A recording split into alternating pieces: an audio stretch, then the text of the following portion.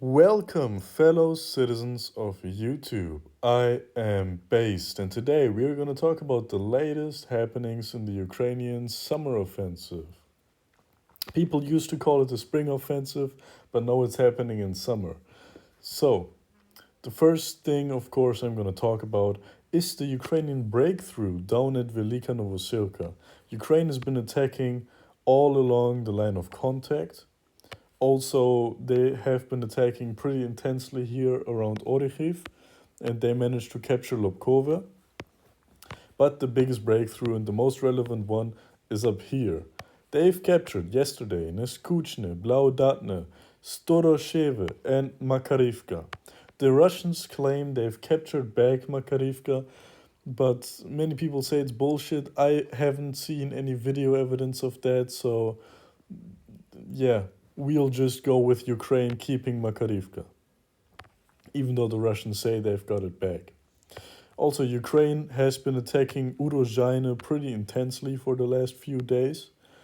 Not Staromayorsk, that's pretty much the most fortified position and the most defensive positions the Russian have around here. Um, the next one would be Staromlinivka and Novopetrivka. Here's where the trenches of the Russians go along.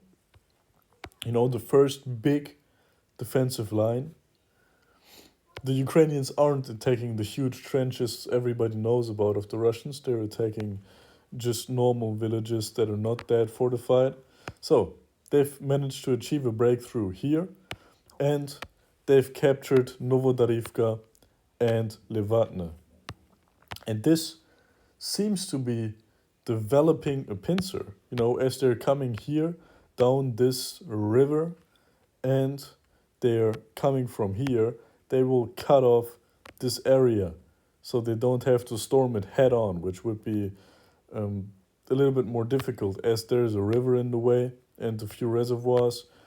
And you always want to cut off as much territory as possible in maneuver warfare so you can just go around it, capture the people in there, capture equipment, and not fight needlessly for every little house or building like the Russians have been doing. The Russians didn't really do maneuver warfare. When they tried it in Bakhmut, they weren't that successful, so they had to storm every building and pay the price of every building. The Ukrainians are trying to avoid that because also the Ukrainians can't afford that. Ukraine is a much smaller country with much less equipment than the Russians. And a quick note about the tactics seeming to be used is that the Ukrainians storm a position, like let's say Blaudatne, and the Russians, if there's too much pressure by the Ukrainians, the Russians will either get captured and defeated or they will retreat. Then the Russians pound the Ukrainians for hours with tons of artillery and aviation, because that's the advantage the Russians have, that they have way more artillery in terms of mass, and they have a functioning big air force that the Ukrainians do not have. So they pound the Ukrainians with lots of boom boom, and then when the Ukrainians are weakened, they start a counterattack when the moment is right and try to capture back the village. And if this doesn't work, usually Ukraine gets to hold on to the village. And there's an important weather element in there, because Ukraine usually has achieved their successes in the last few days because it was raining and very, very cloudy, which greatly inhibits the Russians' ability to use their superior aviation, to use guided shells, all of that, to use drones. So when it's raining and very, very cloudy, the Russians can't use their big advantage of their air force. They can only drop artillery, but you can only really do the big, big boom, boom with air force. And then the Russians and Ukrainians are more equally matched, and Ukraine gets to achieve a tactical superiority, which you need for a breakthrough. For breakthrough, your forces need to be way superior in a certain small area. But air power really, really makes a difference in that. And as long as the Russians don't have air power, the Ukrainians can achieve the superiority. But we can see for the last few days, as soon as the weather cleared, Russia attacked with a lot of planes and managed to do counterattacks.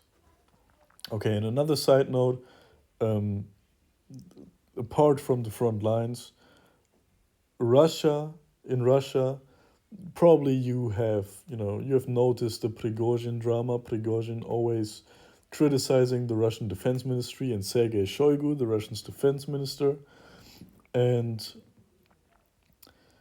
the Russians, the Russian Defense Ministry proposed a contract to the Russian PMCs, to the Russians' private militaries, that would put the private military corporations under direct control of Sergei Shoigu, under the direct control of the Defense Ministry, and then the private military corporations would receive all the benefits that usual Russian personnel has.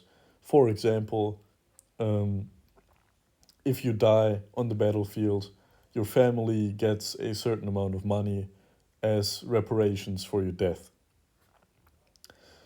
And the Chechens accepted this offer. Now the Chechens are under the direct leadership and the direct control of Sergei Shoigu, the Russian Defense Ministry. But Prigozhin and his Wagner troopers didn't accept that. Prigozhin said that Sergei Shoigu isn't able at controlling military formations, and they remain as they remained all the time, and the drama continues. So that was it for today. Have a nice day.